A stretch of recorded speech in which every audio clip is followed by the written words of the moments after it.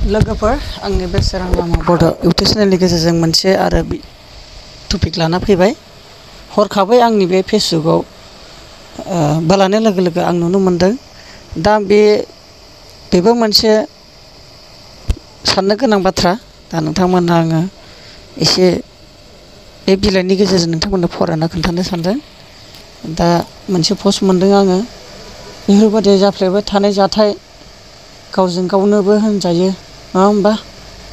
दा बर' सुबुं ना हारसा सुबुं ना दा हवाइट फट' नुनो मोनदों। दा बिथाङा इयाव पस्ट खालामदों। नोंथांमोननो एसे मोजाङै आङो आंनि भिडिअनि गेजेरजों नोंथांमोननो बेखौ एसे फोरमायनो सानदों।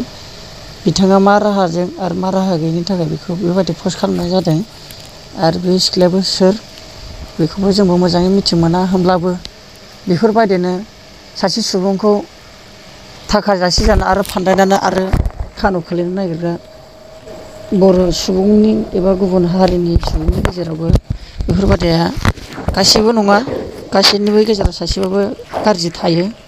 बेखायनो सासे सुबुंखौ लानानैसो आङो दा फोरमायनो सानदों। बेयाव गासैखौबो लाना फोरमायनो सानाखै।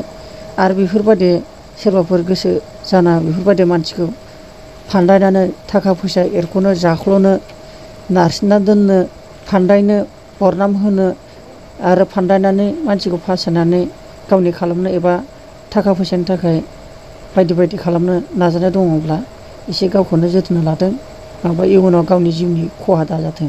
बेखौसो आङो बे भिडिअनि गेजेरजों दा बेयाव एसेबाबो मिनिं दं होननानै आं नोंथांमोननो फोरमायनो लाना फैदों। बे पेजआ जादों सुबुं बसुमतारी।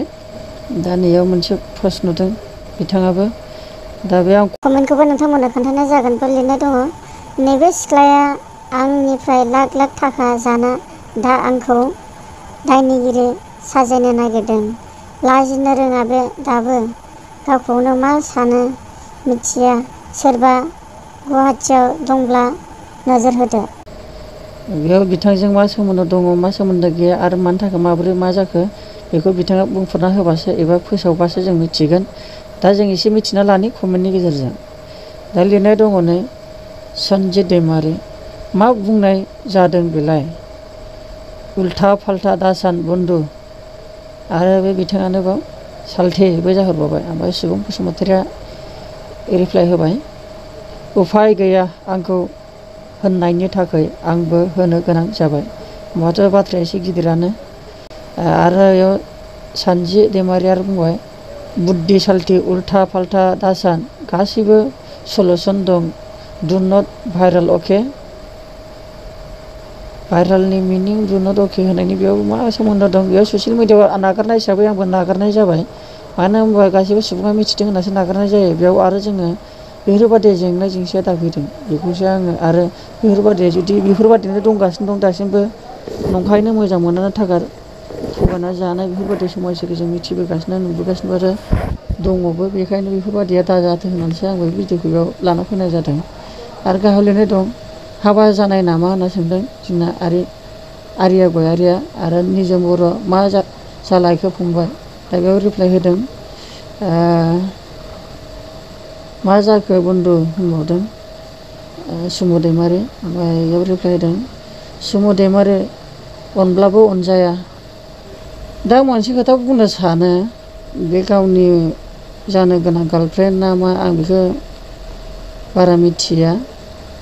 बेयाव आं बुंनो सानो आरो जिखुनु पस्ट खालामबाबो मोनसे एन्टारटेनमेन्टनि थाखाय ना मोनसे आरो सिरियास लानायनि थाखाय।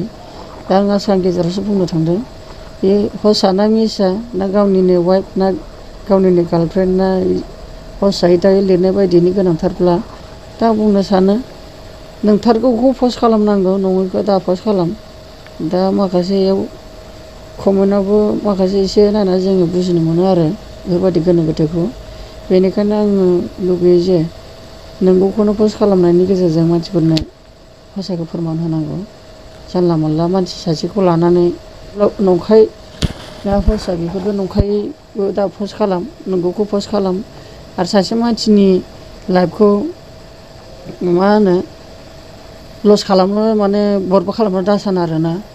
बेफोरबायदि माने नंखाय मानसिफोरा माने जेब्ला ससियेल मिडियाआव पस्ट खालामो जायफोरा नुनानै लिरनायजों फरायनायजों मिथियो अब्ला नंमारगौबो सानो खायसे नङैबो सानो आरो जाय सुबुङाबो पस्ट खालामदों आरो जे नोंनिनो फ्रेन्ड लोगोफोरखौ थगायनोबो दा नाजा इयुनाव नङाबा नोंथांनि सायाव आरो गोबां सुबुङानो फोथायनाय फैया जेब्ला खैफोदाव गोलैगोन बेनिखायनो नंगौबा नंगौ होननानै आङो साननाय लायो नाथाय बेफोरबादि समस्यानिफ्राय नंमारगौब्ला जाय सुबुं आइजोआबो बेफोरबादि आखुनिब्ला गावखौ सुद्रायनो नाजाथों दिनै बे आंनि भिडिअनि गेजेरजों आङो सुबुं बसुमतारिनि जानानै दिनै ससियेल मिडियाआव आगारनाय हिसाबै गासैबो सुबुङानो मिथिदों बेनिखायनो आंबो बे पस्टखौ लानानै आं आगारनाय जादों बेयाव बिथांनि सायाव खरस जानो गोनांथि गैया दा बेखिनिखौनो लानानै आङो दोननाय जाबाय गोजोन्थों।